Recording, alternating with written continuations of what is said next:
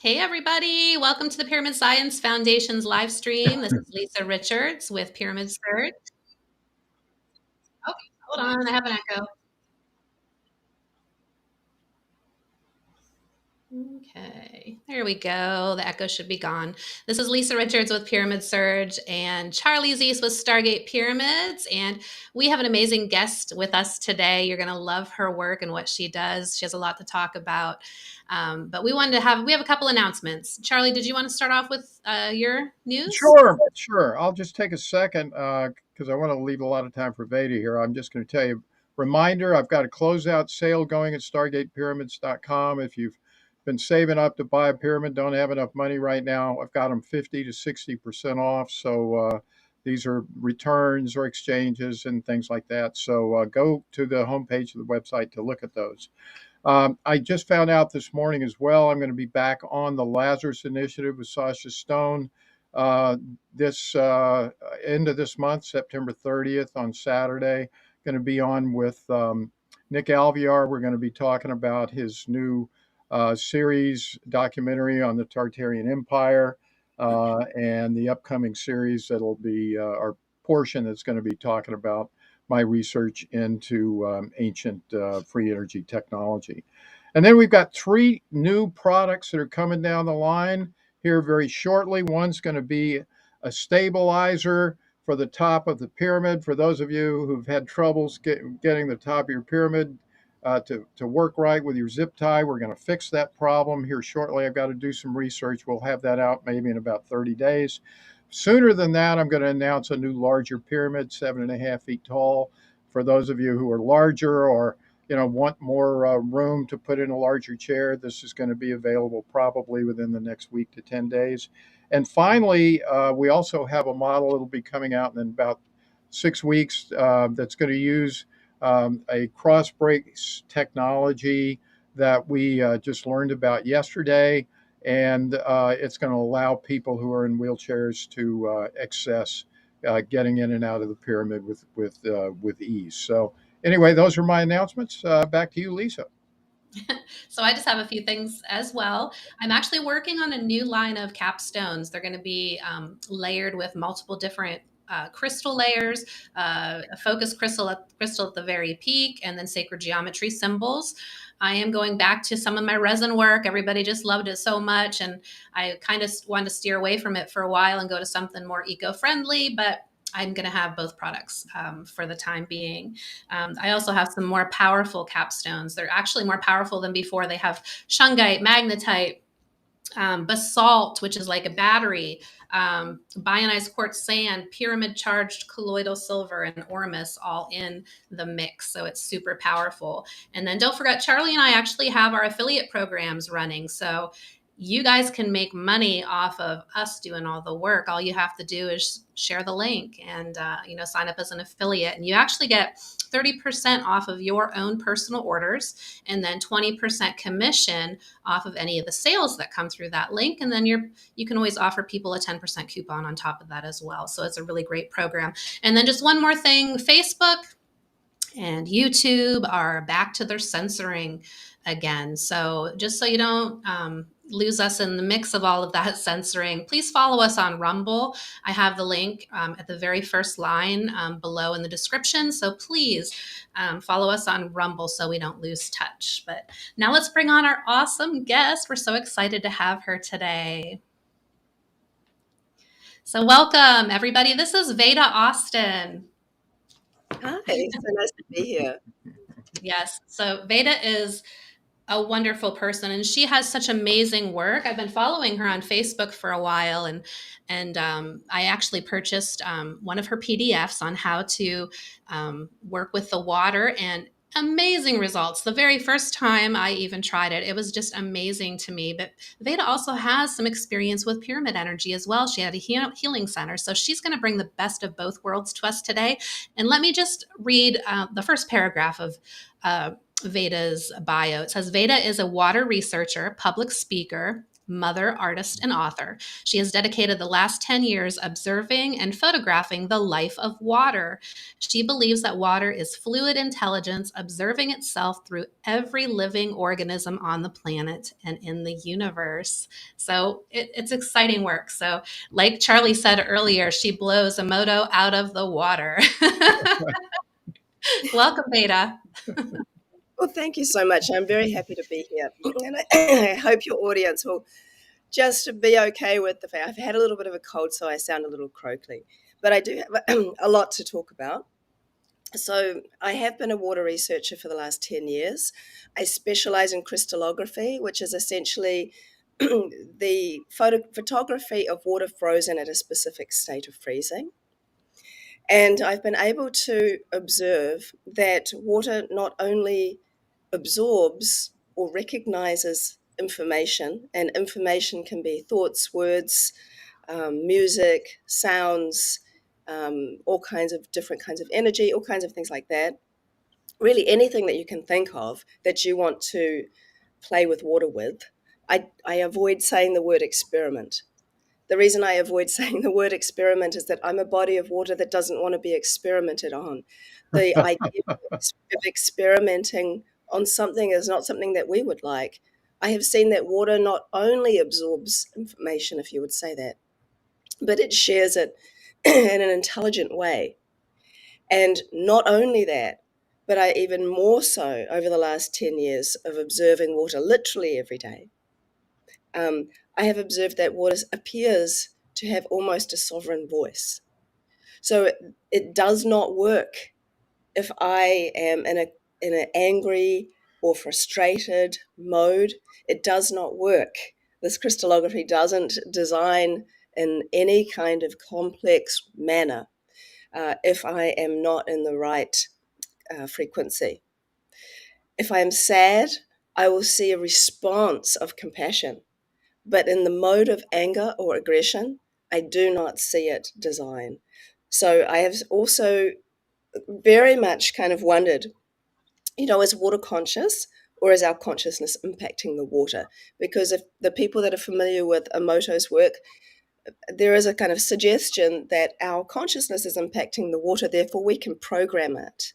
But we've been programmed since birth. We have our own programs going on, and much of what we think and say seems to be coming from what we've been taught rather than original thought, which is hard to take sometimes because we don't want to think that.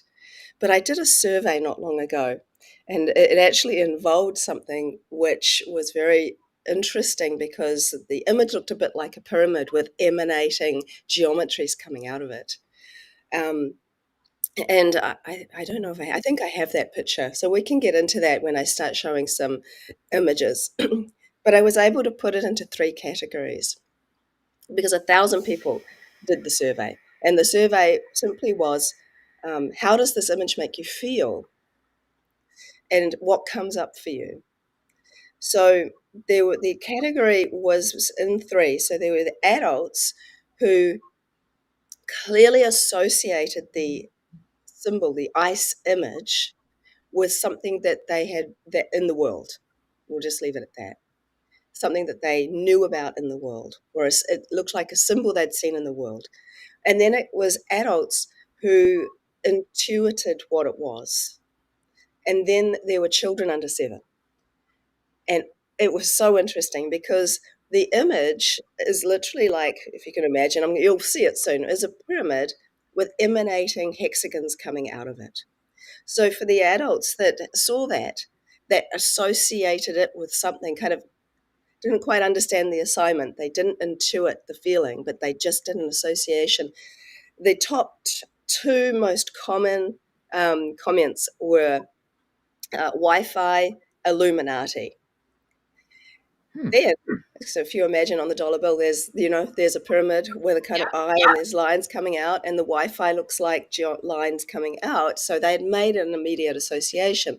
The next one was people who were saying it looks like pyramid energy. It looks like emanation. It looks like radiance. It looks like energy. So energy was the most common comment for the people that intuited it. All the children and there were only about 8 of them under 7. They told me how it made them feel. So, for example, one child said, "It makes me feel tickly. It makes me feel happy. It makes me feel warm. It makes me feel like jumping into a puddle. It makes me feel splashy." But the most common one was, "It makes me feel tickly," Hmm. which is very interesting because what I understand from the meaning of that glyph, because I've jumped from zero to hero from my work, is that I've identified that there are 3 different types of ways that water communicates, if you will, within this crystallographic medium. There's a signature pattern, so I can identify what tap water looks like, spring water looks like, filtered water looks like, etc. There is art, which most people actually know me for because I have a massive body of images that look like the influence. And so, for example, my very first work was to see if water stored and had memory. And I thought, well, I'm just going to project a thought into the water and I'm going to freeze it in my freezer because the freezer is where water can show you structures, where the unseen becomes seen. And I was looking in my dish thinking about what I was going to think about.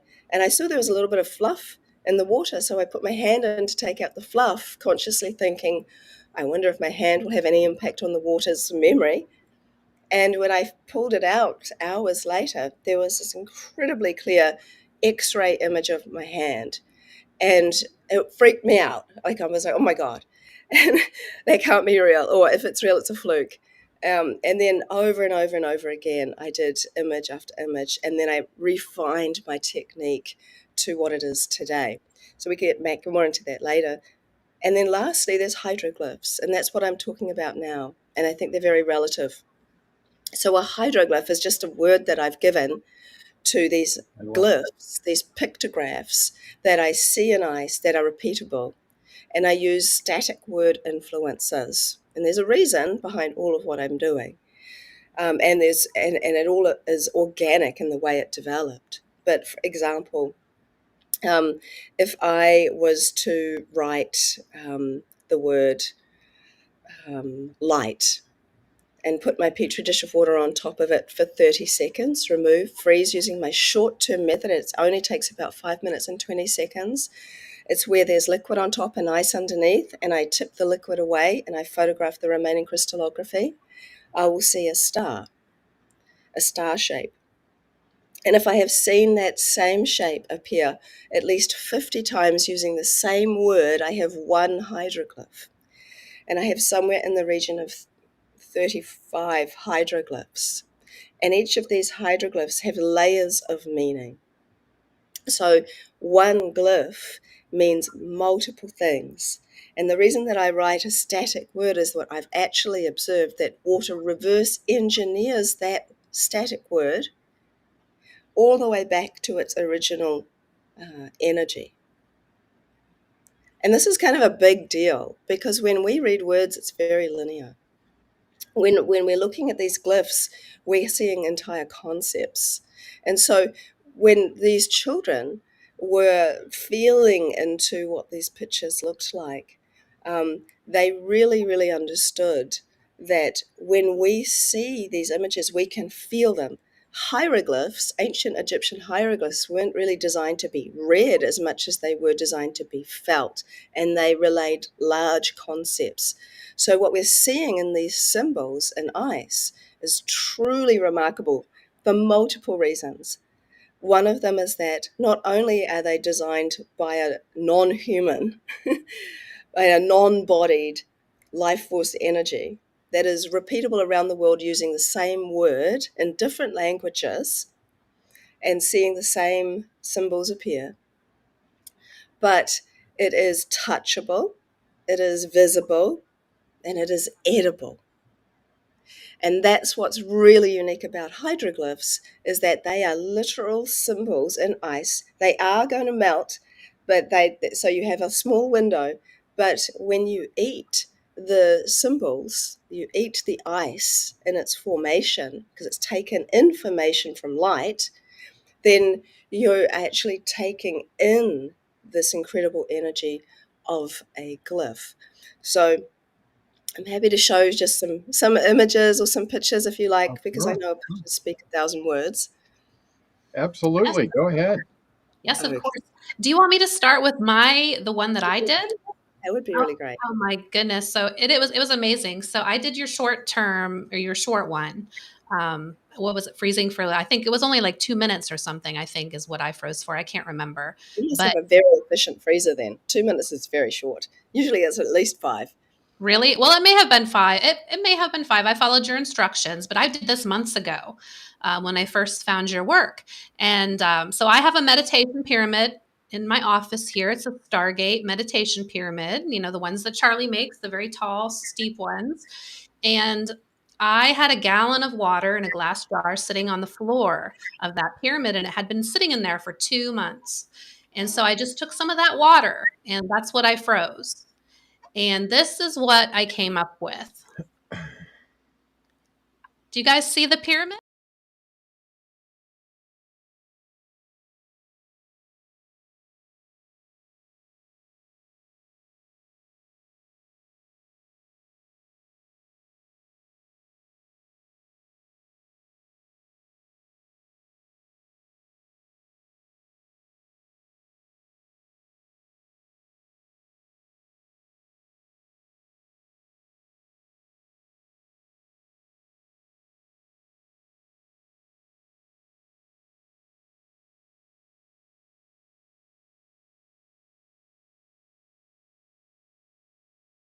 Yeah, I just want to impress, and I'm asking as well. You did not use any mental intention, as I understand it.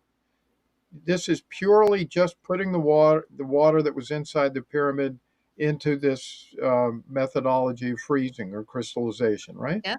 Yes. Well, I'm sure as soon as I picked up the jug, subconsciously connected it with the Russian pyramid, as well. But I mean, I didn't sit there and hold it for a while and impress upon it anything.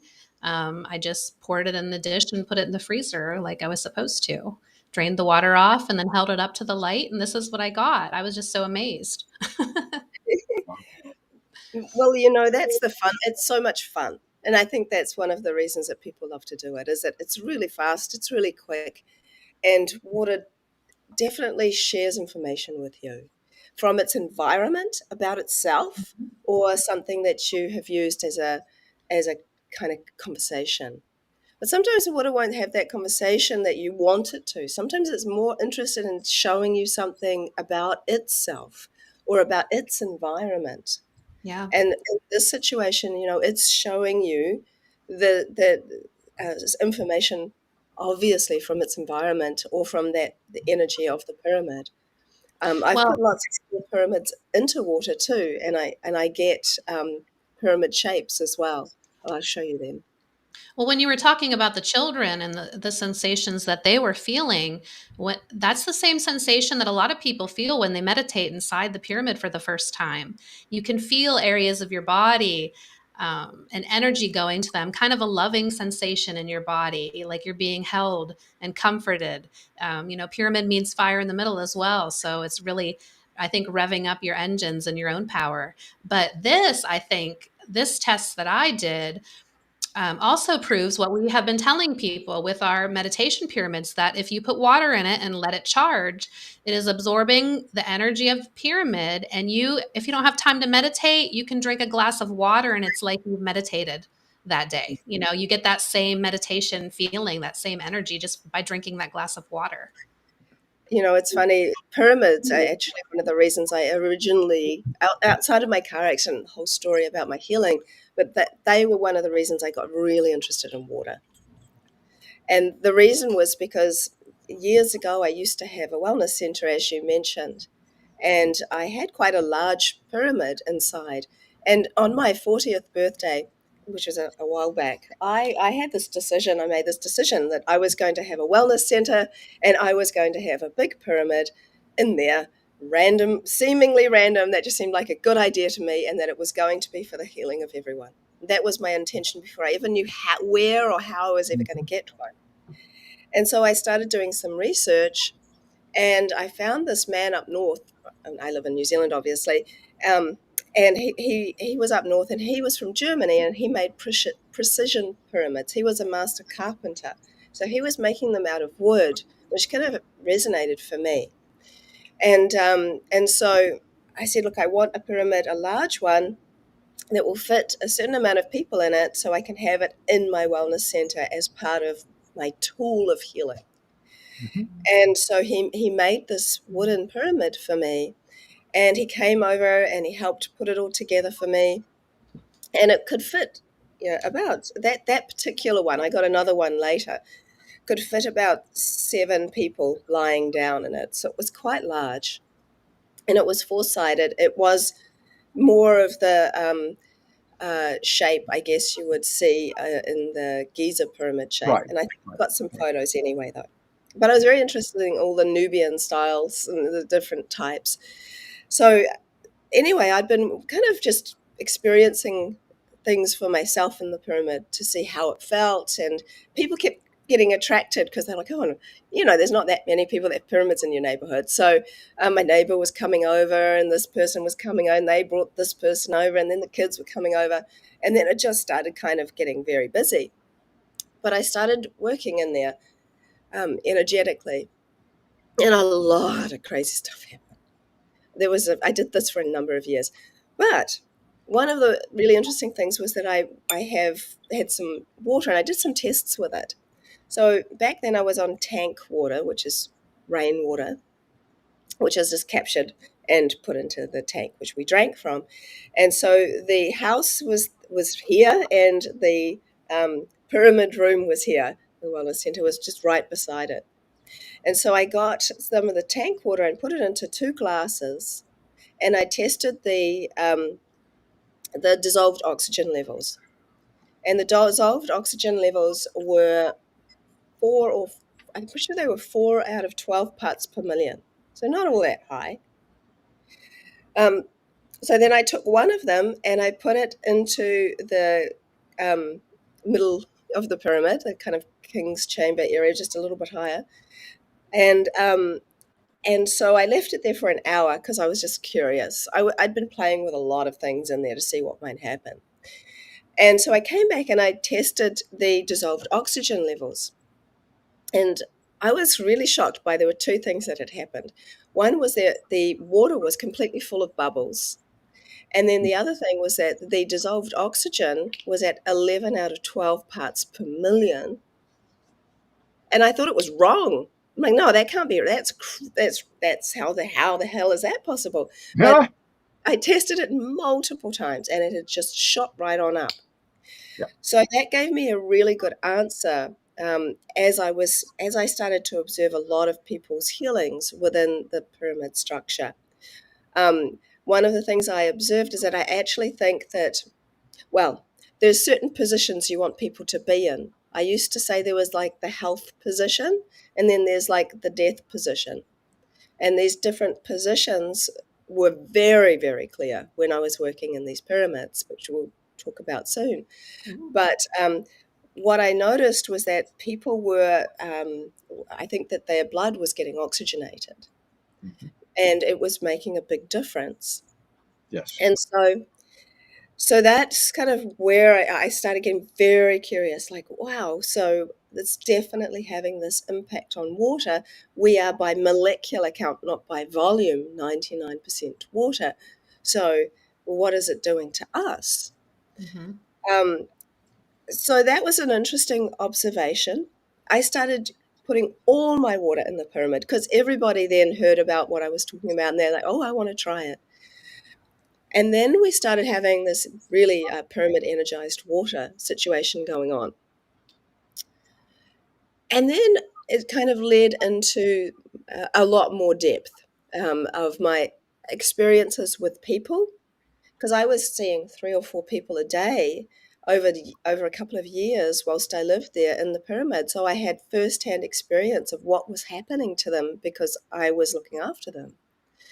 I was doing what I called electrical acupuncture on them, which sounds awful, but really it was just people have some gifts of healing on top of, being a water researcher, and we're all rather multifaceted people anyway, and so people would either feel it like a little shock or they would feel it as heat. And I was able to touch their bodies in certain places to be able to move energy. So I'll start on some visuals perhaps, and maybe a few visuals of my work, and then go into some of the pyramid stuff, which I think Great. might be interesting for you. Oh, thank you. Oh, it's going to, I might just, I do. I'm just going, just, it's kind of, that's okay. It's interesting because when we tried this before, um, it wasn't doing it this particular way. So I'm just going to do something here, come over here. Okay. Now, I did have it set up differently. So I might have to make that a different size and try and do it this way. I'm talking to myself clearly over here. Okay. Screen share video.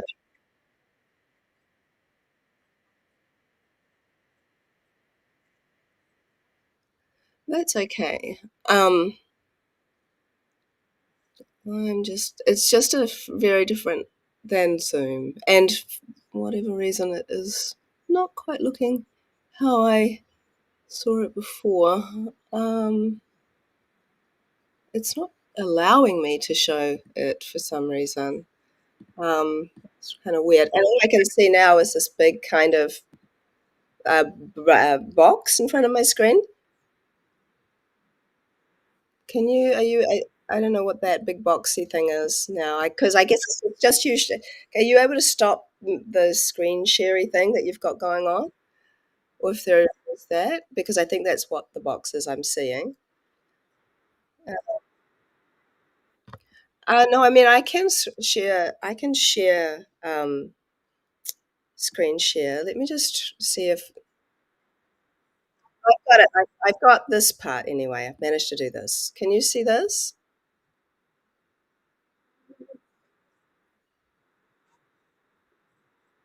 Yeah. Okay. I don't know how I'm going to do the pyramid one then, because I did this in a very different way. It's on my desktop, whereas everything else is sort of somewhere else. Okay. Well, this is just showing a few examples of water and it's being able to absorb potentials of things. So here I put a sunflower seed into the water for 30 seconds, removed using my short-term method of freezing.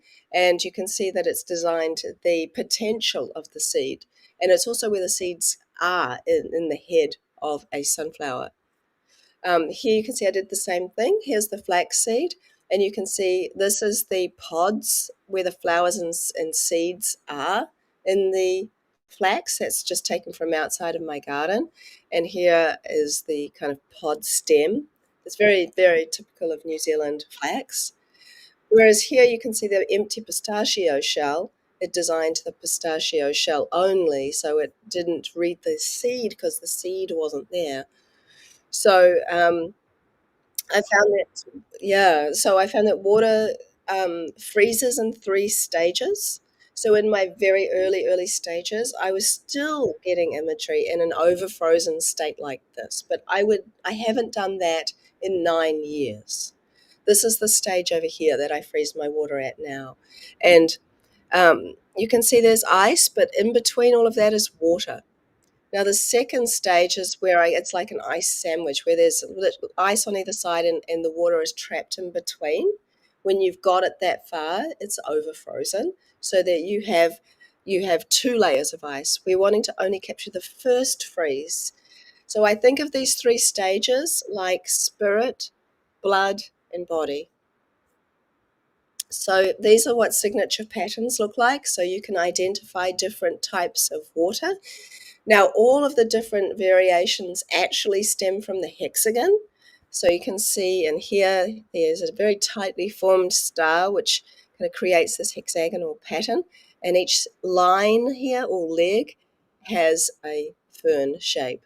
So as water starts to degrade structurally after it's been sitting in a bottle for any length of time, particularly in plastic, what happens is that these tightly packed stars, if you've collected spring water, start to open up, and eventually all the leaves fall off and it just ends up becoming a dot. And another thing that happens is that this line comes off with the fern on. All of the fern leaves fall off to eventually become a line. So we're left with lines and dots, which is actually what tap water is. And we have variations of them as the water starts to change its structures to become a line or a dot eventually, if it's going to become tap water. So it's just a bit of an interesting aspect. And then there's the heart. I always say art is the heart of water. So it's a very small ideas about where I've used pictures as my influence, where I've put the petri dish of water on the picture, which I've shown here, and then imagery. What's very interesting, I think, about this one here with the star is that water always does 6-sided stars, not 5-sided stars. So it literally copied this. This is extremely unusual to see in the world of water. Then there's hydroglyphs. So, for example, this is one hydroglyph. So before I even say to you what it is, it's nice to be able to feel into what it feels like. We like to associate things. It's very hard, I think, once you become an adult sometimes to not associate something with something. It's just our tendency. But when you feel it, it's like, what does it feel like? So for me personally, when I first saw it without knowing really anything about it, because sometimes I've seen hydroglyphs but didn't know that's what they were until I discovered a word that created the glyph. So I felt into this particular one before I knew what it was. And so I kind of, it felt to me kind of like wind. And when I looked at it, I was like, it looked like ripples of water, where the wind is blowing over the water. And it also kind of felt feathery, light and airy. Yeah. Well, we know that one of its energetic meanings, so it's not remembering that water doesn't read words. It kind of recognizes or absorbs the energy of a word and translates that energy into a symbol. Here is a huge symbol, and we know that it is the energy of air, AIR. So that's very, telling, because it's kind of how it feels, how it looks. And so this was the first photo I told you about, where I put my hand in the water to take out the fluff, thinking, I wonder if my hand will impact the water. This is a completely frozen sample, so you can still see that the hand is very clear. The next, it is, it is, it is. And so I started to recognize, after seeing so much imagery, that I that water liked to design like pictures, and a picture does speak 1,000 words. So pictures are actually extremely intelligent. So it's like you go back into ancient history, and pictures were ways in which we would communicate ideas, and so pictures are very interesting. So I started showing photos of people to the water. So I got a photo of my friend Wendy, and I put my petri dish of water on top of her face for 30 seconds and removed it. And you can see I've used my new technique for this. The new technique allows so much more light and clarity to come through. And so my friend Wendy, we joke now, she's become the face of water because I share, it's such an iconic photo. But the next photo I'm going to show you is a very telling of an intelligence. So what I did next was to take this image that Water had designed of Wendy and put my dish of water on top of that. So this is what happened. water designed a negative of the face. I, yeah, so I think this is incredible. Um, and so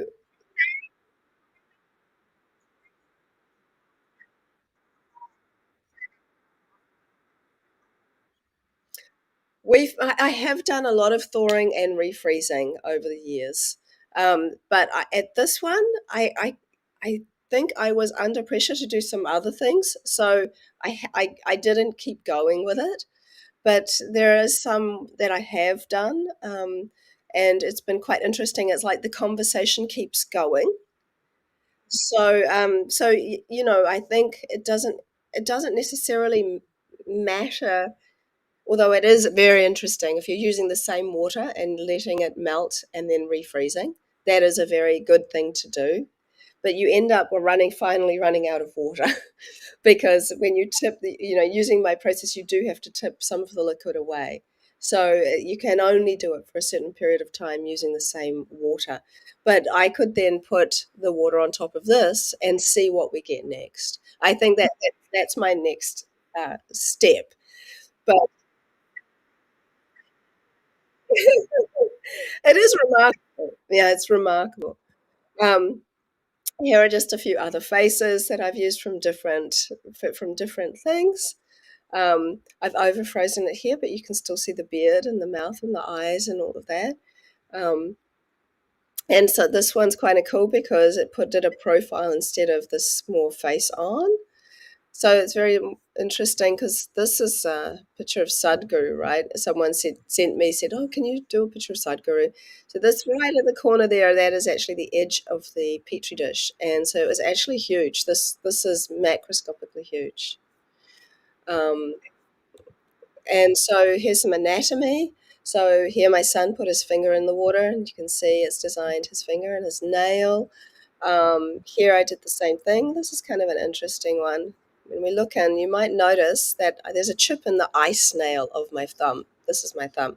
You might notice that at this stage, I had no chip in my nail. But 3 hours after having done this whole thing and seeing this and going, that's interesting, I chipped my nail in exactly the same place. So, oh yeah, it's not the first time I've seen things like that happen. Very, very interesting. So it recognizes the natural world. So here, this dog sniffed my petri dish and it designed his nose. Um, Here is an amazing one. It looks like an etching. But I was at a cafe and there was a dog out for thirsty dogs, and this schnauzer dog that looked like this one was drinking from the bowl. And so I was like, I wonder what that water would show me about the dog.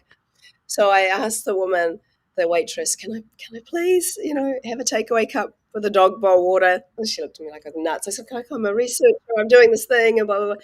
Anyway, I came back and she gave me like I basically poured the water straight into my petri dish, and it designed this dog with this amazing eye.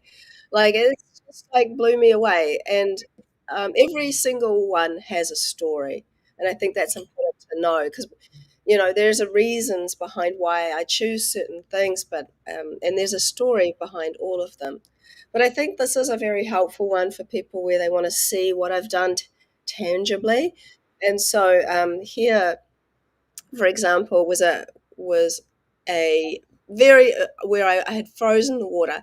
So you see things at different stages sometimes. Every now and then you see a really old one, and this is a really old one. This is where water is practically frozen solid, but you're still seeing this imagery. Whereas this, you can clearly see the butter knife. But what's interesting is that this design, my influence was really only the knife, and I often use things just in my kitchen because they're handy, right? I spend a lot of time in my kitchen. I've got 3 children; they're always hungry.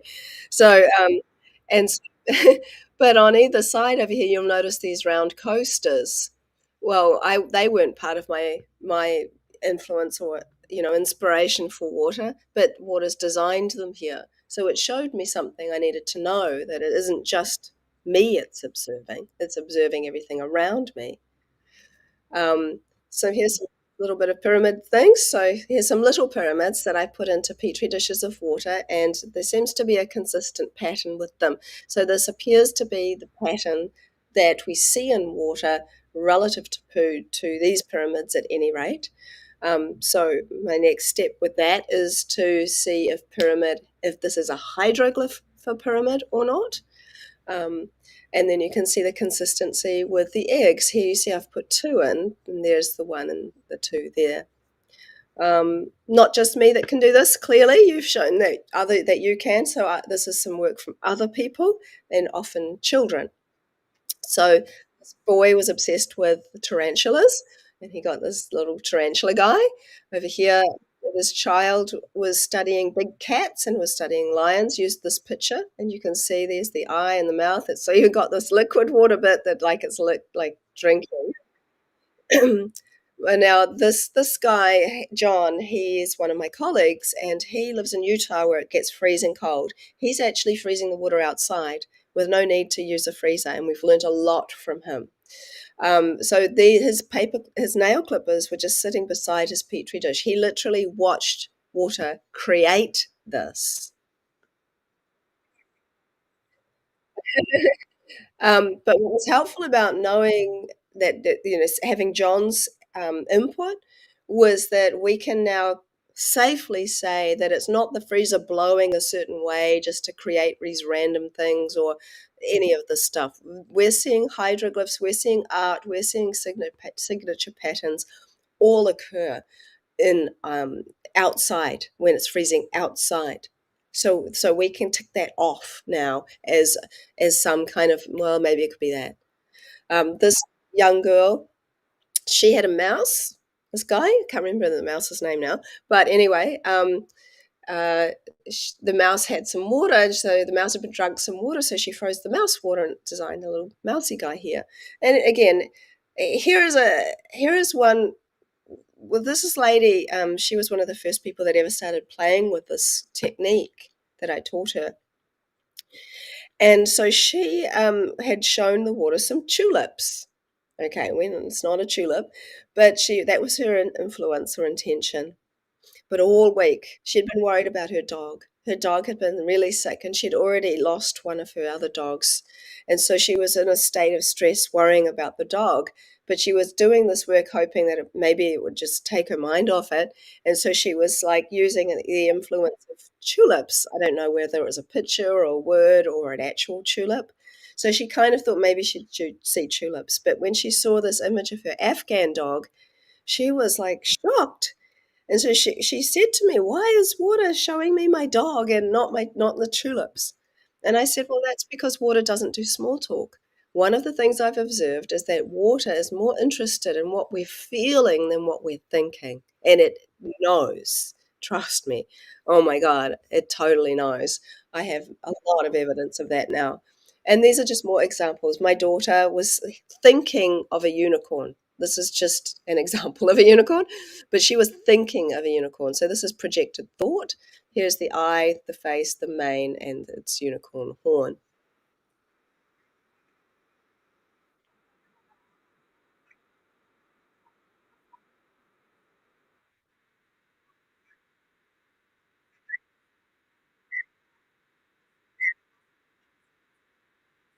Oh yeah, and I can extend on that.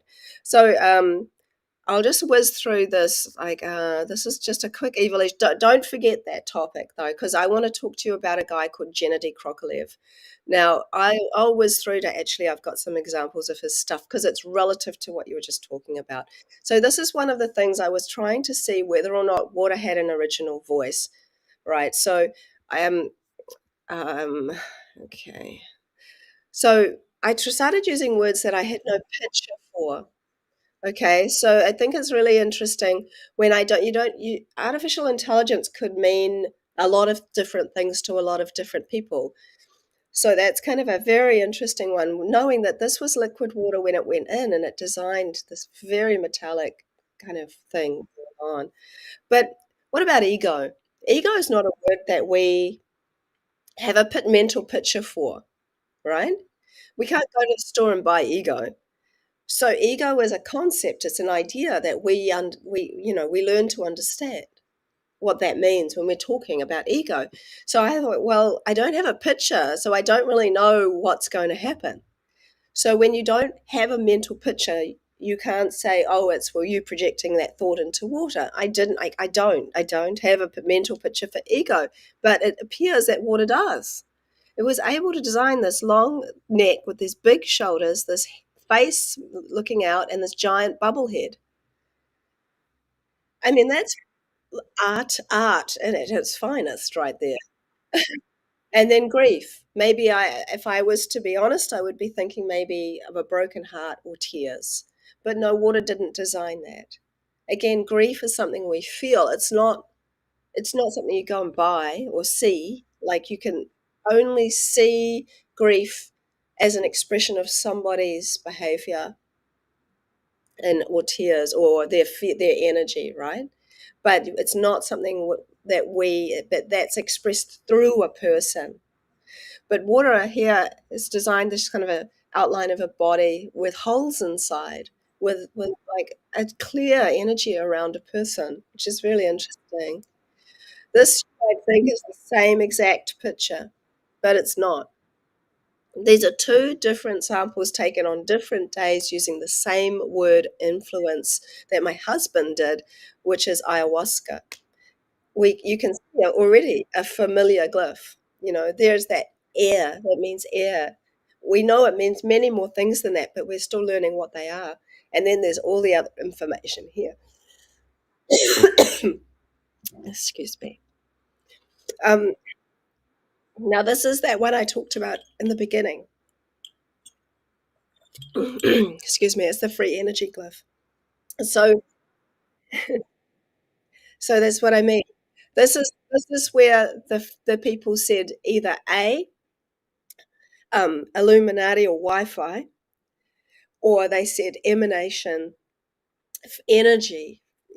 All these different kind of words that relate to the actual word. We know it means free energy. Now, it appears that the free energy glyph, this was one that just kind of seemed to have this amazing pyramid, but most of them look a lot more like these. There's examples, but you can definitely see the consistent patterns going on. This is a little bit of an evolution of the hydroglyph again. And I have to tell you, it is almost near impossible to freeze a water bubble. I must have been the most ridiculous looking person trying to like blow bubbles through straws and then close the freezer so that it didn't break them. But I didn't even try, and this one happened. But I was putting, excuse me, I'm just going to have a sip of some water, sorry.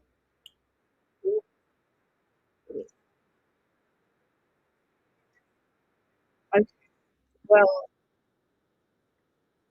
I want to show, I better get to the pyramid stuff then. So I'll just whiz through some of these. This is just like, here are 64 examples of a hydroglyph. It's just so that we have an understanding they're not random. But I want to show you Gennady Krokolev's stuff. This is using different words. Oh, thank you. But okay, these are just different. Well, I want to talk about pyramids too, because I think they're really interesting. This is a very important piece. So, how does it work? You can't ignore the fact that we are bodies of light as well. So, water, it absorbs photons. It is actually a container of light. Someone said to me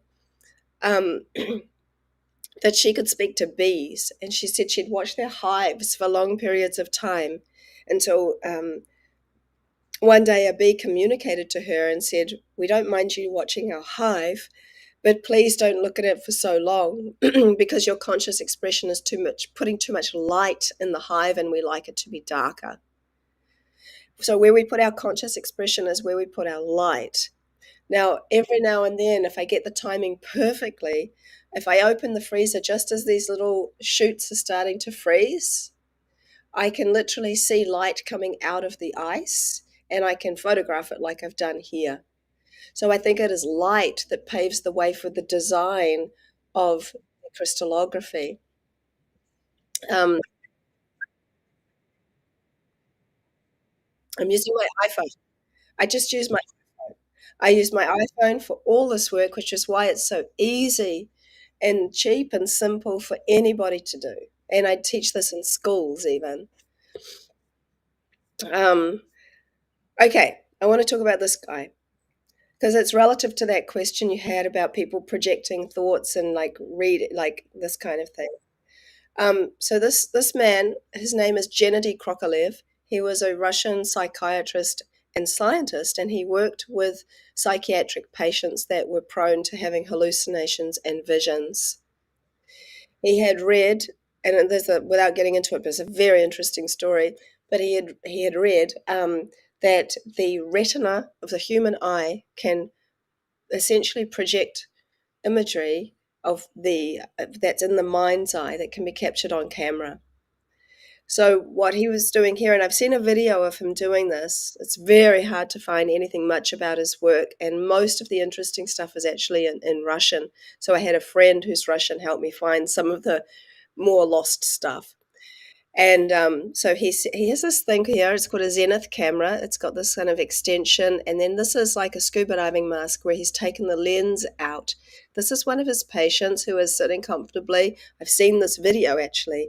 And he has someone standing beside him, just calmly asking now, what are you seeing?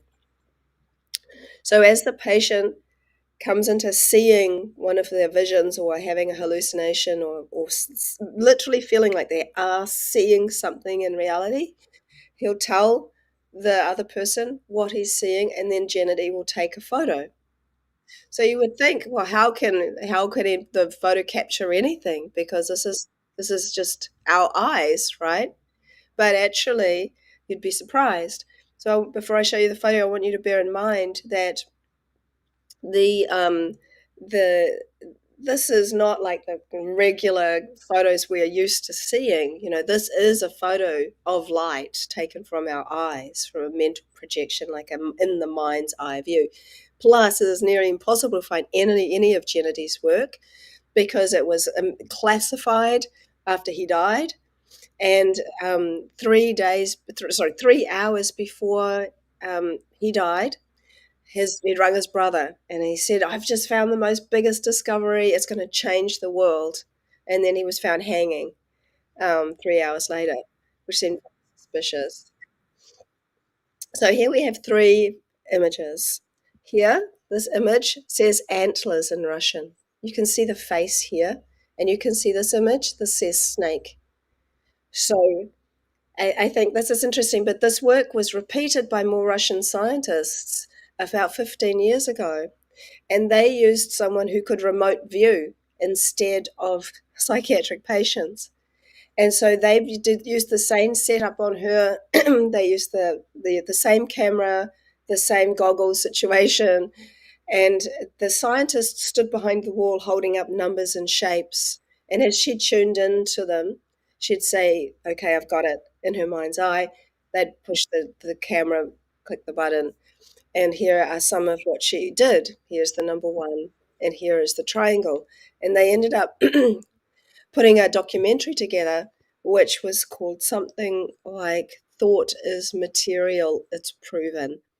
And it's in Russian, but there are some English, some sort of crossover. Hmm.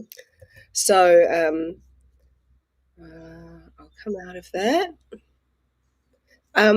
There's so much more interesting though. I mean, there's so much there, and I think, but I want to talk about pyramids, so I'll just.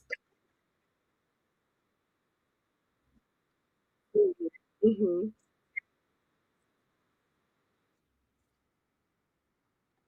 No, no, I have to find the other one. So, and that's really. So I heard somebody talking about yesterday that, of course, we know the pineal gland is photosensitive. It needs light. And that's what the guy said, that the sun is to activate the pineal gland, which activates our consciousness, which that's why that they are working so hard on covering up the sky. They're covering up the sun. So it's not activating the light in our pineal gland to awaken us more, which makes sense. And you just proved how powerful that is. The pineal gland projecting, I'm sure that's where it's coming from, the seat of our consciousness, projecting those thoughts and those images. It's crazy. It's very interesting. I'm trying to multitask here, actually. Sorry. Oh, But, well, yes, I mean, the ancient Egyptians believed that actually the retina, if we're coming into the retina is mostly water. And so there were two hypotheses with what I just showed you. mm-hmm.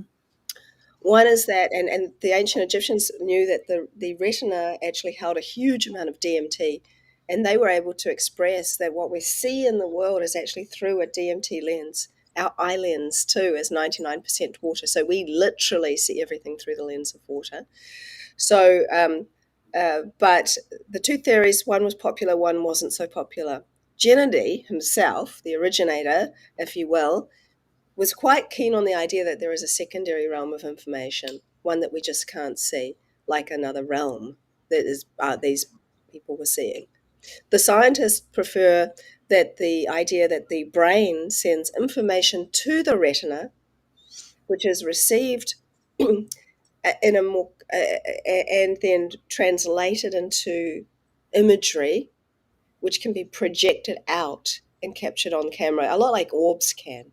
Mm-hmm. So it takes information, rearranges it into like a mini little video and projects it and plays it out through our eyes. And that pineal gland is an interesting one because there is so much information about it. So it's like, if you think about it, it's like how much like it's like a pine cone, and pine cones close up to protect the seeds.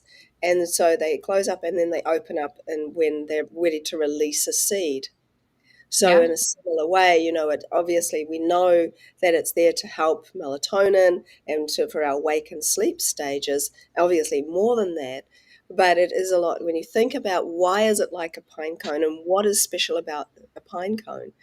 Well, its ability to open and close, to release something and contain something is very interesting. When I was working in the pyramid and energizing this water, a lot of things happened to me. One of those things was that I started to write like a madwoman for a year. And I said it was the year I thought I was going crazy. And I ended up like, it was kind of crazy because I had a number of fairly big things happen. So within the writings, I started to write about pyramids, and it was like it was like a remembering. It's like I had this opening up, and I remembered all kinds of things. One of the things I said is that there were all different kinds of pyramids, and they had different purposes. And I said that the one that I was the most familiar with appeared to be ones where they would have a simple pyramid shape, and inside of them they had these this certain type of rock vats, and inside the vat was completely saturated salt water, like the Dead Sea water. And people would go in on either side. They'd come from underneath and come in, and on either side they would stand, the men and women, and they had a great deal of ability to use the energy from their hands, this kind of piezoelectricity, if you will, from all of the different energy within the human body, but they were able to expend it. And so they would put their hands in this salt water solution for a period of time until they heard a noise. And when they heard this crackling noise, they would leave. And that would ignite upon the salt water this thing which looked like fire but behaved like lightning. and that lightning would start to grow and move once it started moving with the vortex energy of the pyramid until it got to such a degree that it would blow the capstone off and light would come out. This energy source would come out. And they used that energy source for various different reasons. And they knew exactly how long to use to put that initial energy into the water for how much energy they wanted. And so then I thought, like, I must be going crazy because, fire on water. How does that happen? So I started researching, and there was this guy in America who was looking for a cure for cancer, and it Yep. was on That's the from news. Erie, Pennsylvania, I believe. Oh, and so yeah, he found that when he got a test tube of salt water and put a microwave or some kind of energy wave into it, it created they kind of, I think it's kind of called fladar, but it's essentially what I was saying, this lightning that looked like fire burning on Mhm. top of the salt water. And I thought, well, maybe I'm not going so crazy because that is a thing. And then you don't hear about that anymore. You don't even hear about it. It's disappeared, of Yeah. course. Well, I think Um, that guy may have been offed as well, like all the natural healers that come out with cures. So, well, I think that they've made people out to feel like they're so crazy if you've got a pyramid. mhm. And I mean, it was interesting because I was working in a pyramid for these years, and I saw some amazing things happen. And someone came to me once, and I remember she said, "I don't know how you do it. It's such a crazy thing to have a pyramid. I mean, but like, how are you so brave that you don't seem to care what other people think?" I'm like, "Well, actually, you'd be amazed who actually comes to see me. It's probably the people that you're saying is like they're probably coming to see me." So Yeah. it's interesting, but you all say, "Oh, look at the pyramids in Giza, aren't they amazing? Oh, the wonders of the world," which of course they are. But if you have one in your house, then people go, "Oh, yeah, she's crazy," You're right.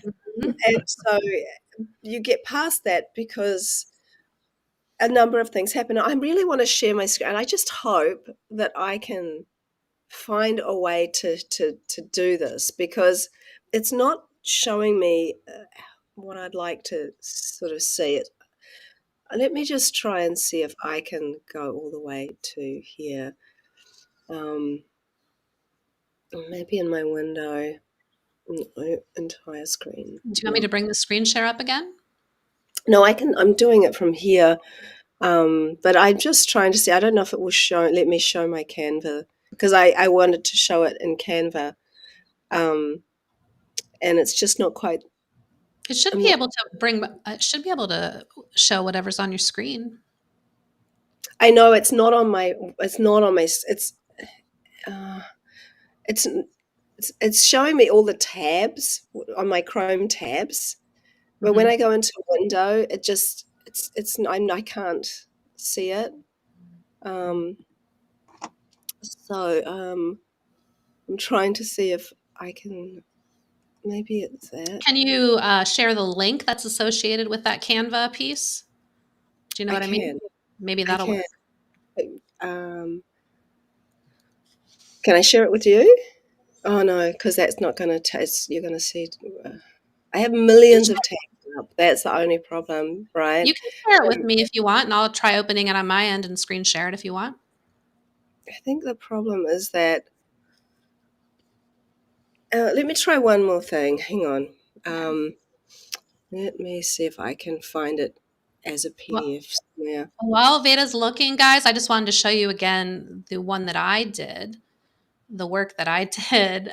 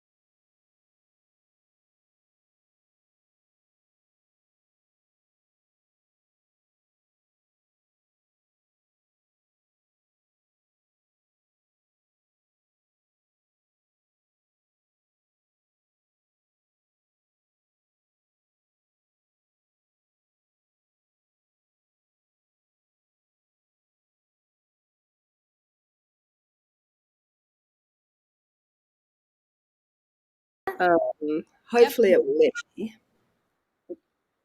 I'll go in the window and see if I can. Okay.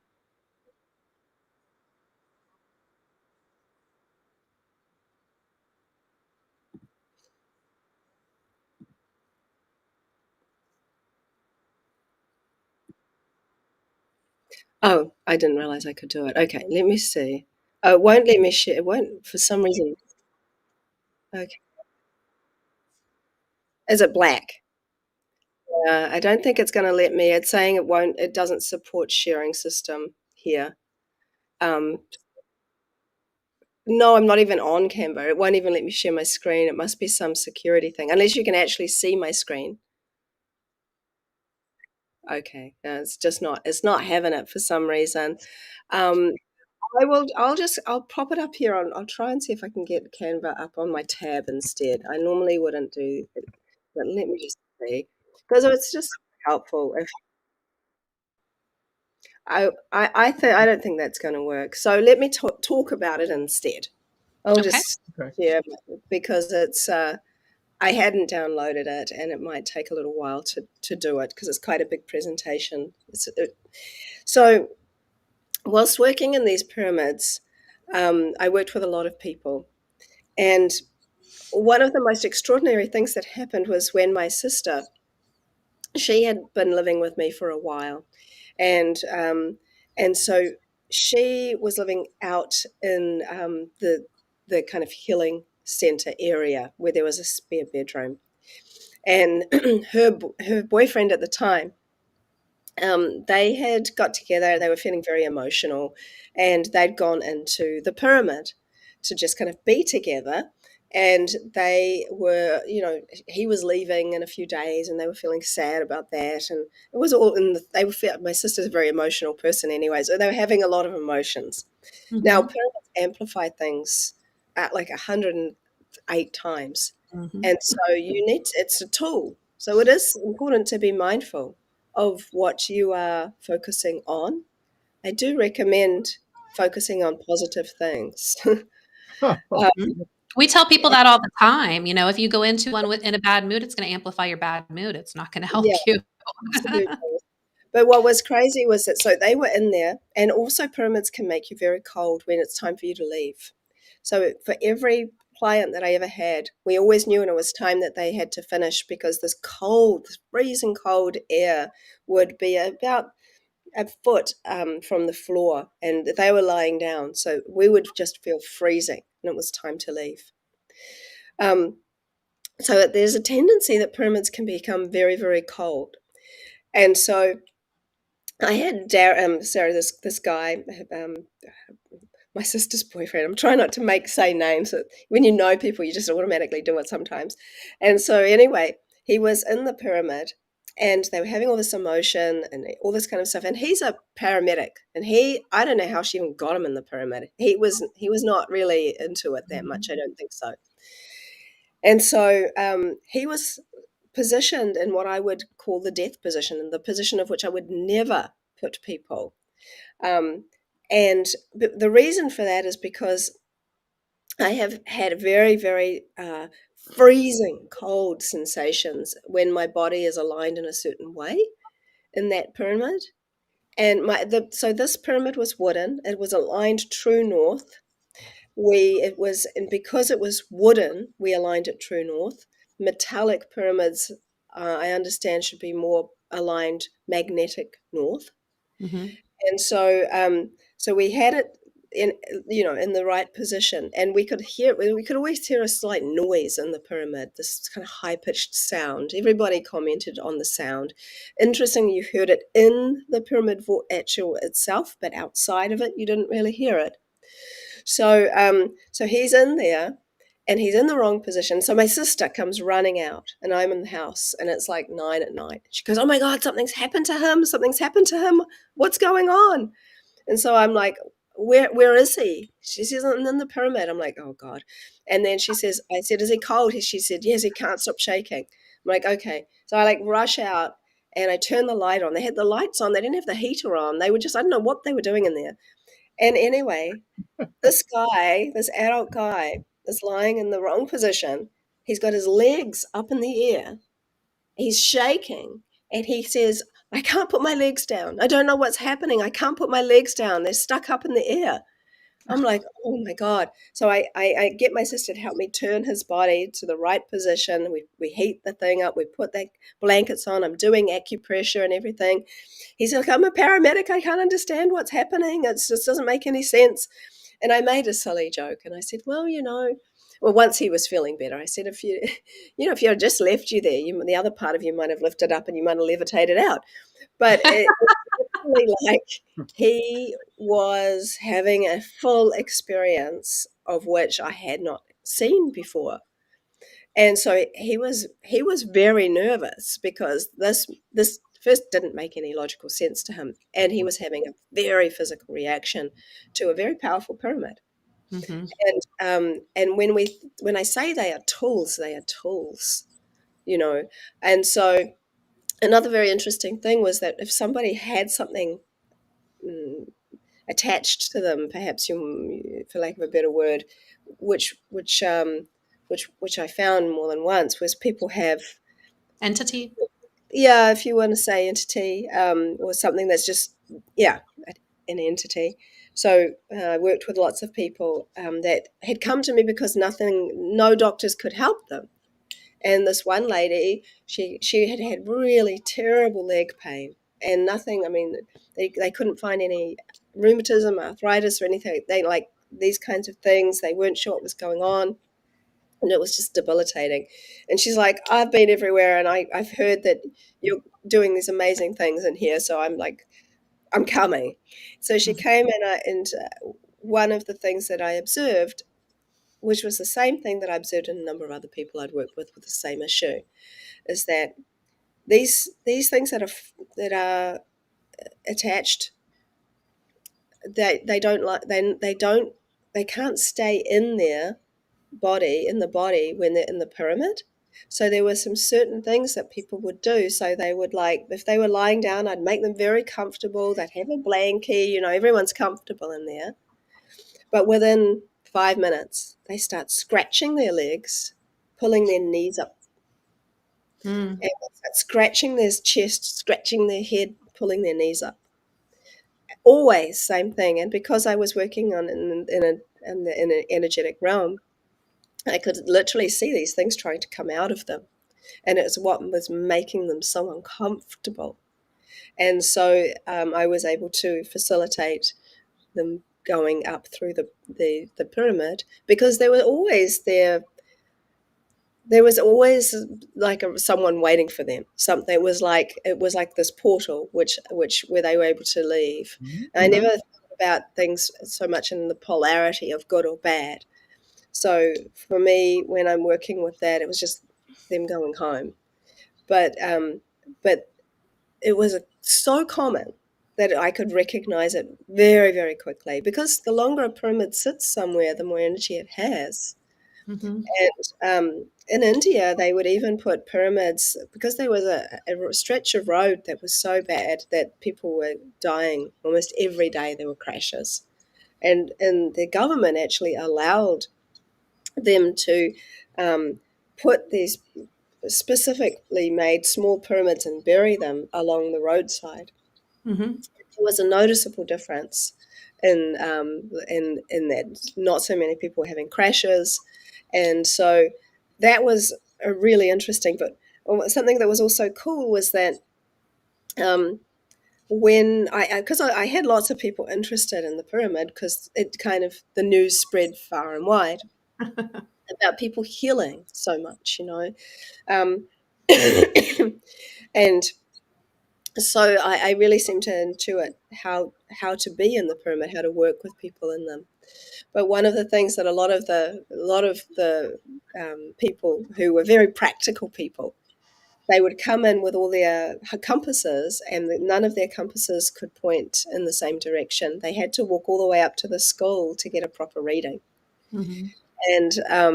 And so for the skeptics, that it did anything at all, seeing their compass not point in a proper direction when it was just that blew their minds. So there was so many things that happened, but quite often I think when you're working within them for a long period of time, you start to open up to certain other psychic abilities that we naturally have. We can tune into. Yeah. But someone was saying about the pineal gland to me. She's like, "What does drinking the pyramid water do to your pineal gland?" And my immediate answer, without thinking, which is when it's usually just coming through you, is that it hydrates it. Mhm. And that was kind of an interesting one because I knew that felt right and it felt correct. Mm-hmm. And I think that we had one of those energy checkers, those metal things with the little dangly thing. Do you know those things? And they just kind of they look a bit like a dowsing rod, but it's got like a weighted thing on Oh, the, a bobber? A bobber? Is that what it yeah, is? a different Like a name, bob, yeah. they call it a bobber or something? Yeah. Yeah, so I'd always get the children, they'd go in the pyramid, and then it was like the pyramid had like legs, it was open, it wasn't a solid block, but it was as if it had walls. The energy checker thing would literally stop as if there was a wall where it Mm-hmm. was.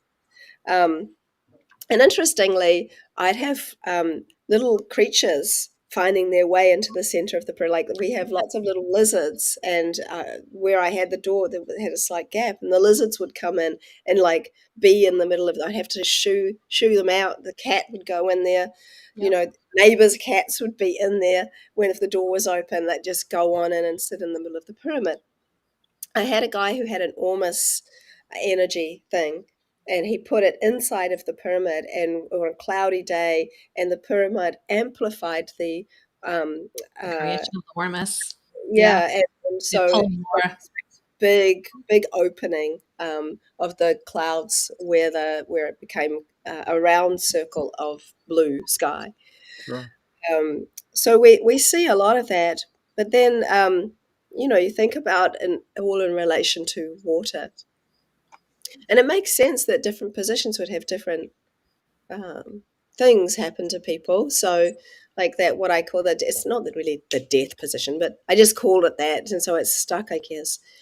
Was was that it makes sense if it's going to be very very cold, that's very helpful for preserving things, especially not suggesting. I don't think that the pyramids were built specifically at all for just having dead people in there. I think there was a much different reason.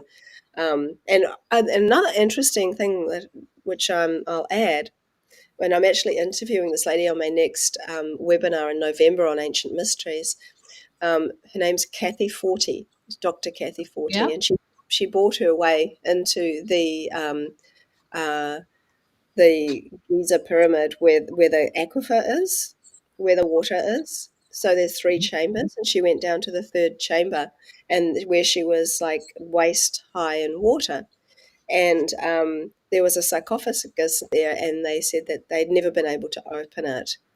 Um, but she took a sample of the water, and this is why I reached out to her, because the Nile is fresh water, but the sample of water that she got was salt water. And Wow. very interesting piece for me, because that really kind of brought into light that I've been talking about salt water and Mhm. pyramids for a really long time. Yeah. Yeah. My goodness. Wow.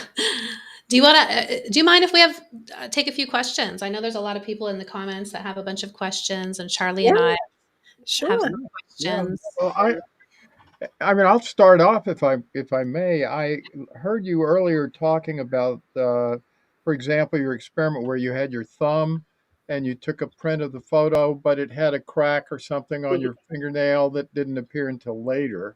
So that almost seemed to be presaging something that was going to happen in the future. And then I think you also mentioned, and this is where I needed clarification. Uh, some situations where maybe something had a meaning in the past that showed up, like a word or something. Is it? I'll use an example. One of the classic words that I know of whose meaning has supposedly changed 180 degrees is the word weird.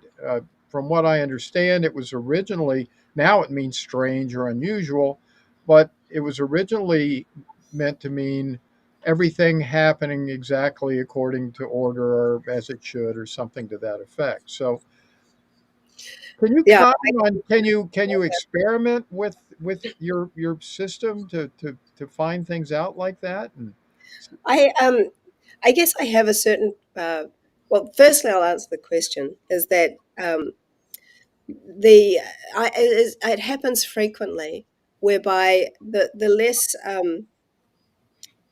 I really think too much about what's happening and invite water to share whatever it wants, the more I see things that seem a little unusual.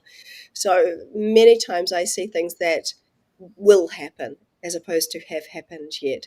For example, another example would be that I just invited water to share something with me. And then I showed this obelisk shape.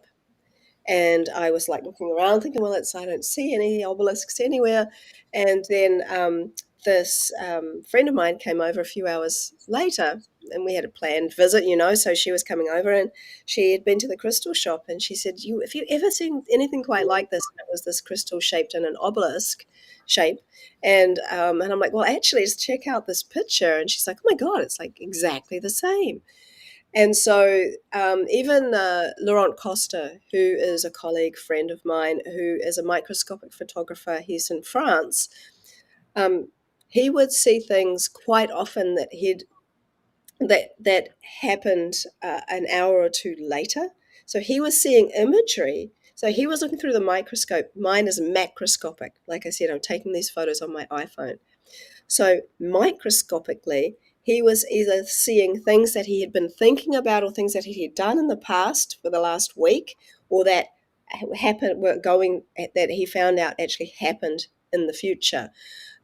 He saw a fish image in one of his more future ones, and he was not sure why he was seeing a fish. And then I think his someone gave his son a goldfish, and so it was just these little things where, if you're paying attention, you kind of can see, oh, this is very interesting because water doesn't seem to have any time or space. So it's not limited to our time realm.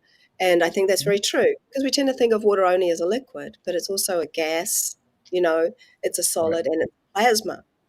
right, And there's the idea that the spirit of water is hydrogen and that the mind of water is plasma and that the body of water is liquid water with spirit inside, with hydrogen inside. It houses the spirit of water.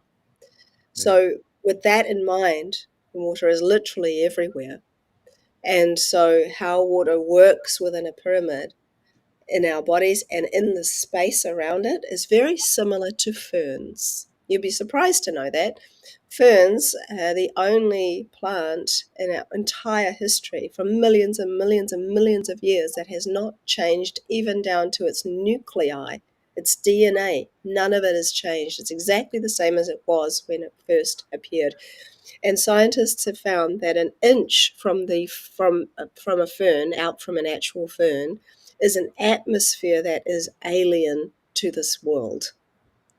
huh, And so when I put water, the petri dish of water, into that space, that 1 inch space of the fern, it showed me the circumpunct symbol, which is the symbol for 0 point energy or the sun. So wow, it's a very, very, very interesting. And so I think the pyramid energy has some similarities to wow. Oh my that. goodness. There's so many questions, so many questions. So one question that comes to mind, have you tried boiling water and then freezing it and seeing what I've done happens? that. If people look on my Instagram and scroll down, I have pictures of that. People think that boiling the water is going to destroy it, but actually, we're not looking at water in the we most people are looking at water in a very specific way. Mhm. We think about getting boiled and we think, oh God, that sounds terrible. We don't want to get boiled. But water outside of a body is experiencing it. things differently to that. So when water boils, if you hover over a saucepan and watch it boil, you'll see little tubelets starting to form before the bubbling starts. Those tubes are actually forming so that they are the way in which the water releases the air. It becomes a gas. Sorry, so the water creates a tube, and then it transitions through that tube into a gas to create vapor. So it's going for it's like just changing states. So in the world of water, there is no death because it's always transitioning from one stage to another. The hydroglyph for living is the same glyph as the hydroglyph for death, because the word death to water is transition. It's a transition of life. It's a Mm-hmm. change. So the patterns that I've seen in boiling water are actually quite beautiful, because water is in a stage of transition, and it shows you that. So I think that the way I see water is that water has an energetic state of health. Water, when we're looking at water, we only tend to look at what water holds. If we look at an analysis and we go, oh, this water's got this, that, and the other in it, it's like, oh, that's interesting. But I could take, if we took a sample of someone's blood and we say, oh, they've got all this one, this and that in there, and we think, oh, now we know everything about them, which means we know your thoughts, we know your ways, we know your nature. That's not true. We can't get that from an analysis. All Mm-hmm. that we're researching from what water holds, not what water is. So what is water? And water itself came from, according to science anyway, the science is out because water is an anomaly. It either came from asteroids and meteorites, making it an alien substance, or it came from the primary water source, which is water that's held within the ringwoodite of the Earth's mantle. And there is more of that drinkable water in the Earth's mantle than all the seas on top of the surface of Earth. So when we're being told that water's running out or this or that, people are not able to share that information about primary water because where there's scarcity, there's value. Yeah, Matt Rothke on Cultivate Elevate talks about primary water a lot. The Yeah. reason I was asking about the boiling, though, is because I do, based on Wilhelm Reich's work, he was the same one who founded Orgone Energy. He discovered a process called bionization, where you freeze and boil a product 3 times. You have to do it 3 times: freeze and boil, freeze and boil, freeze and boil. And what it does is it infuses that product with life force energy, and it retains that high vibration indefinitely. It never dissipates. So I actually do that process with, and so does Charlie, with a very high quartz content sand. And we put it inside the poles of our Stargate pyramids and make that's what I make my products, my capstones and stuff with. But it just creates that constant elevation of energy. You can actually use those devices to even just charge crystals and things like that as well. So I thought that was really interesting. You know, your perspective, your studies and your findings with water and the boiling and the freezing of it. What are your thoughts on that? Yeah, well, I mean, in many ways, my work supports what you just said, Mm-hmm. because I'm not seeing that these structures are being destroyed as what many people might imagine. Mm-hmm. And actually, what we're seeing is an upgrade happening with water. Because I've done studies where years ago, when 5G first came out, I put a petri dish of water beside it and tested it for 15 minutes and then tested one for half an hour. And the structures were really, really destroyed. But now, and it took up to 9 or 10 times of letting it melt and refreeze, letting it melt and refreeze for as long as I could do it without like completely losing all the water, to see that the structure started to come back. But now, in the last few years, I've done tests where I've seen that water has a shock. You can see it's had a shock, but then when you let it melt and refreeze, it's starting to come back to life almost straight away. And so there was I was on a podcast with a lady called Isabel Friend, and she was talking about a scientist she knows. I can't remember his name. Somebody Butts is his last name. And they have this very expensive equipment, and they were putting a strong strong sound frequency into the water, a strong was it sound? No, it was like a strong magnetic frequency into the water that could be deemed as negative. And so they saw that the water had a shock, but as long as they gave it half an hour to rest, it came back to its normal patterns and normal frequencies and all of the different things that they were testing. But when they actually put this frequency and didn't stop, and they just kept going to the water, many people might think it would just give up the ghost, but water didn't do that. Water actually pushed back and sent out this massive surge that it just about broke all of their $1 million equipment. Oh, wow. When they shared that, the guy was like, the scientist was like, well, water can't do that. And he's like, it can. It Yeah. just did.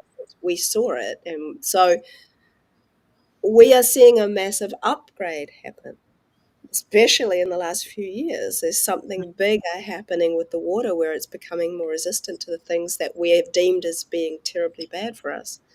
Yeah. Well, we better watch out because they've been doing a lot of experiments in the ocean and chasing the critters out of the water, and water will push back eventually, right? Yeah. Water, I think water's been wanting to flood for a really long time. Mm-hmm. But rather than do that in the physicality, it wants to flood the hearts of people. Yeah. And I actually think that water truly is a conscious living force. And it is in the mode, it is in the frequency of improving things, not destroying things. And Mm-hmm. I've seen that because, you look at Tesla and you look at Victor Schauberger, who was so brilliant, had so many, were such geniuses in their time, and their work was then taken away from them and, used for negative purposes. But at the very least, with this crystallography method, what I see is that you can't even trick water.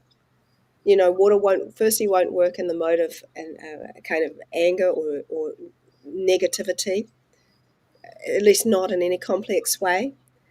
But years ago, someone asked me, they said, what if can you trick water? Can you manipulate it? So back then I tried, and I would never do that now, especially after what happened. Oh, The no. water. There we go. Sorry, we lost you for a second. Oh, um, Well, well, I'll just repeat that then. People asked me if I could manipulate water. And so years ago, I did this thing where I tried to manipulate water. And I would never do it now because of what happened was just so extraordinarily crazy. So I said to the water, because I do all kinds of things. I use imagery, I use words, I speak to water, I use media, like all kinds of stuff, music. And so I said to the water, can you share something really amazing with me? And I promise I won't share it with anybody. But my intention was that I was going to share it on social media. And I was intentionally lying. And I felt really, really guilty. And so when I was putting it in, I was like, part of me was like, oh God, I'm so sorry, I feel so bad. Because it's not my nature to do that. And anyway, I got it out and I looked and I took a photo. And this is going to be shared in my next book whenever it comes out next year, maybe. But there was not a lot of area that had very poor structure, but there were two very clear letters in English letters in the ice, and that was N-O. It was just no, I'm never doing that again. There may have been a middle finger in there too. I don't know. Yeah, no, yeah, exactly. So it was very telling, but there was a clear resistance to manipulation. Yeah. So that's why I don't like to think I'm experimenting, because Yeah. if I go into that mindset, I don't get crystallography. It's why children do so well. They don't really have an outdate. It's like love, right? Well, you don't want to tell the person you love always what to do or to control them. There is this kind of idea where as long as I stay open and I'm kind of constantly improving, in the sense of becoming less judgmental of myself and the world around me, the more Mhm. water works with me. Water really is a spiritual teacher for me in many ways. Yeah. That's for sure. I love the aspect of your testing, proving that it improves the oxygenation of the water, by putting it inside the pyramid. That's something that we found too. Mhm. Um, what would you, just to finish up here, we don't want to keep you all day, but what would you recommend to people? How can they improve their connection with water? Do they have to, should they, you don't have to drink the recommended, I think, gallon of water a day and flood yourself. I think it's probably all about the intention. If you hold one glass of water with an intention of love and drink it, it's probably going to help you way more than drinking a gallon of water without intention, do you think? Or what do you recommend? One of the things I think is that we firstly do not even see ourselves as bodies of water yet. Hmm. We genuinely don't. Because we're covered in this meat suit, we just see the solid. If our skin was invisible, we'd see ourselves as so similar to tributaries, to moving streams and rivers and ocean. One of the tests that I've done, I've used lots of different uh, fluids, including saliva. And what we've been come to see is when you spit and you use spit and you dry it, you start to see that you either dry it or you freeze it. When you freeze it, spit forms bubbles, and I've seen imagery literally etched into the top of the bubble relative to the last word or sentence you spoke. Similar thing with when you let it dry. So when you're drinking water, the very first fluid that it comes into contact with that holds a vibration of the energy or sentence you just spoke is your saliva. So it is very important to remember that you are the welcoming committee. Hmm. If somebody comes to your door and who's a friend or even a relative, because I would suggest that, like my friend Kalani Souza says, water's not a resource, it's a relative. And I say water's not a resource, it is source. But if a relative comes to your door and you just ignore them, then they're not going to feel that great about it and they're going to feel totally rejected. The biggest thing we do is that we take water for granted all the time, even though where there is life, there is water. And so when you're drinking water, when you're about to drink it, to be mindful, what was the last thing you even said? What that is the welcoming committee. It's like that intention. And so intention is extremely important, but relationship is the most important. So how do we have a relationship with something that's outside of our body? Well, we already know how to have relationships with water. We're having relationships with bodies of water all of the time, with our friends and family, people we meet, our animals, the trees, the natural world. So we already know how. If we see water actually in a way in which it can be an answer staring right in front of our face, the fact that it's constantly the observer. It's observing, not judging, and it's more spiritual aspect. Wairua is the Maori word for spirit. It means two waters, the physical and spiritual waters. This is a lot of where I dive deep into in my talks and stuff usually. But I think that for us, knowing that you can have the best water in the world and be taking it for granted and not welcoming it into the body, it's not going to respond anywhere near as well as maybe just filtered tap water that has been welcomed into the body, knowing that the moment it enters your mouth and you swallow it, it's becoming you. It's being able to read all the patterns that you have and it's able to expand them. So water is always reading potentials. You remember how we saw the seed, it read the potentials? Water is always reading our potential, ready to expand it into reality. So the more we start to understand that having an intimate relationship with water itself is actually how and where all the healing really happens, because no pill and no medicine and no whatever you're going to do is actually healing you. Your body is healing you. You are healing you. That pill creates a signature pattern that the water reads and which is able to do something. The same with homeopathy. It ties into the idea that there are messages in the water, and that it's just like spirit. So I think that when spirit leaves the body, and this is all also connected to water. So water evaporates, so we understand that. But we also know we've only identified 4 different stages of water: a liquid, solid, gas, and a type of gel or plasma. The secrets are in the subtleties. In every single layer or aspect of those stages, there are multiple subtleties. Like there are over 300 different types of ice. The subtleties are in each different type of ice. So in the gaseous stage, there are multiple facets that we are yet to learn about. And the spirit, this idea of the conscious aspect. When people have a near-death experience, they have the sense of rising, which is what a gas does, and then they often will observe their body being resuscitated. They become the observer with no attachment to the body. The same thing is experienced often in psychedelic experiences or deep meditation, or in different out-of-body experiences. So we have this ability to observe ourselves, but we are also the have a memory body. So our entire world, our entire life is a memory. It's true. If we look at our entire life, we think about when we were 3 or 4 or what we did yesterday, everything beginning this recording is a memory. So how is the water, how is the memory stored? The Mm-hmm. water, it's stored there with the salt in the water. If you pardon the pun, you boil it down, we're salt, water, minerals, and consciousness. Even when we're cremated, the ashes are actually salts.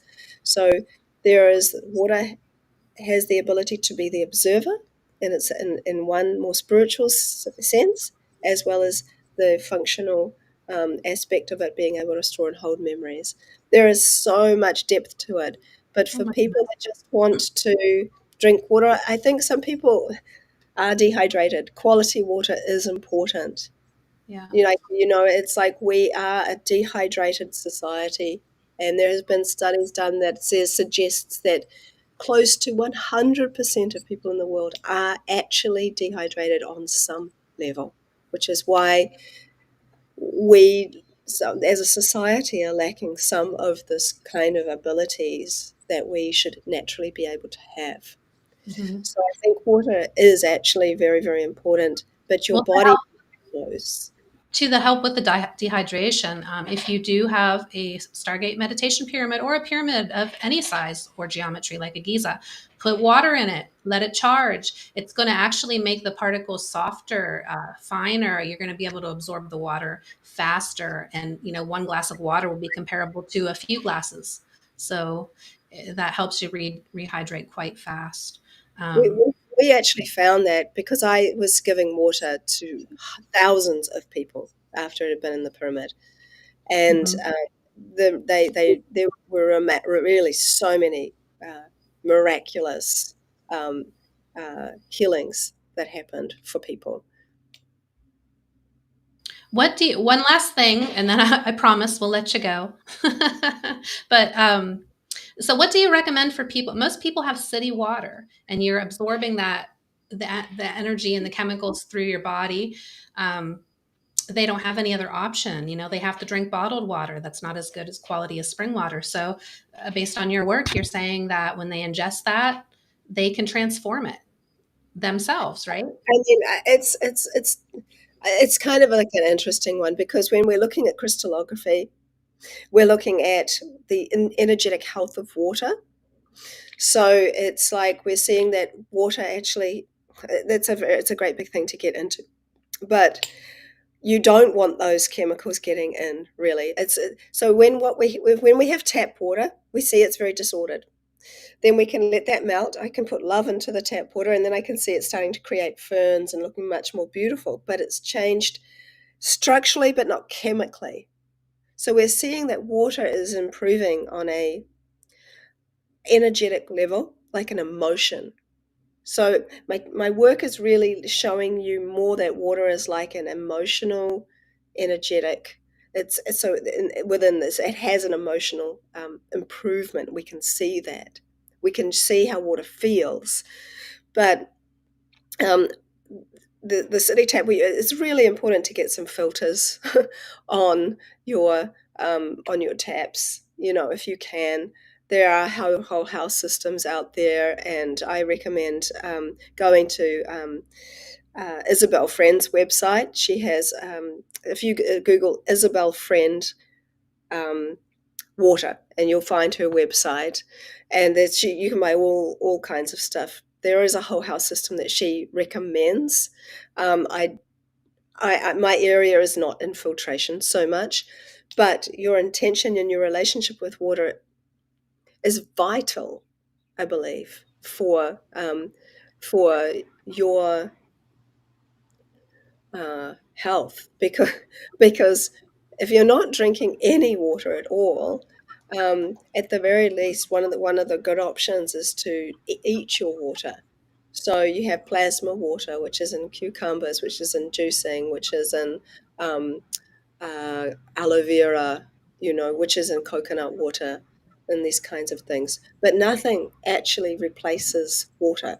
They've proved that if you drink water, have your water fast 1 day a week, you'll extend your life by up to 20 years. Wow. Hmm. My goodness. My goodness. I've been wanting to do a water fast. I haven't attempted it yet. It's very intimidating, but I need to do it. I did it for 6.5 days several years ago, Mhm. and I could have kept going, but I was just getting weak, you Yeah. know. So, but I lost my desire really for food or any active hunger, and I was very happy just drinking water. So, Mm. I had a client, because I was sharing the water with lots of people, and because I had a healing experience with water from a spring. The pH was 9.9 out of the ground. I won't get into it. Anyone can Google me and go and look at some of my podcasts. I do talk about that part because it's often what most people want to hear about. But one guy did a water fast with it for 27 days because he had stage 4 cancer, and he wanted to do that before he tried chemo. And it was quite an aggressive cancer. And so halfway through the water fast, they were able to see that the tumor had reduced, but they were still very, very concerned. So he was feeling very optimistic. So he kept going, and after 27 days, he went to the hospital, had all his tests done, and they couldn't find any trace of cancer in his body. And that was 2 weeks after he'd finished his 27-day water yeah, fast. yeah, yeah, Miracle. Oh amazing. my goodness, it's a miracle. I swear.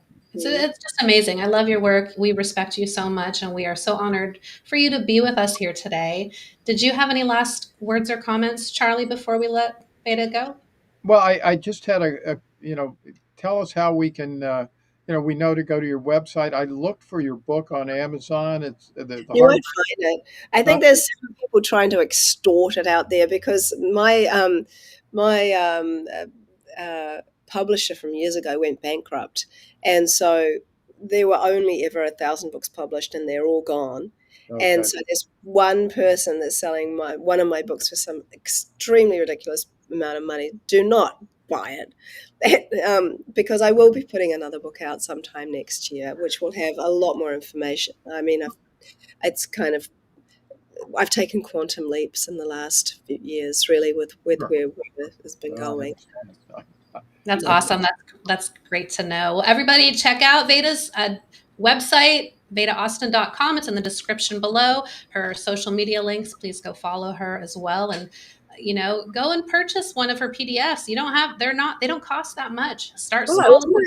yeah, and also, if there's lots of people that can't afford it. If you put For my CMP, it stands for Collective Molecular Photography. So it's just basically a PDF teaching you how to do this.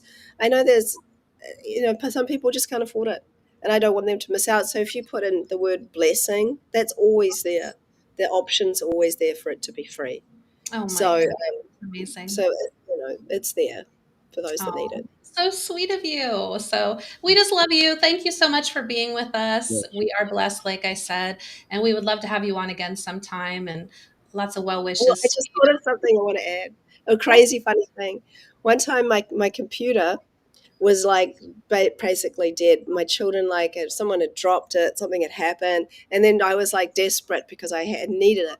So I went and I put it into the pyramid to see if the pyramid could fix it. The next day, I opened it when, and it actually came on, and it actually had it lived for another day. So Oh, wow. It makes everything inside of it coherent. So just keep that in yeah, mind. yeah, Yes, yes. And we want to do a lot of work with coherence as well, Charlie and I. So we'll be in touch again. I'm sure wonderful. our paths will cross again. So lots of love to you, everybody, for being with us. And if you have any other questions or anything, please feel free to leave them in the comments. Take care. Thank you. Bye. Thank you, Veda. Thank you. See ya. Bye bye.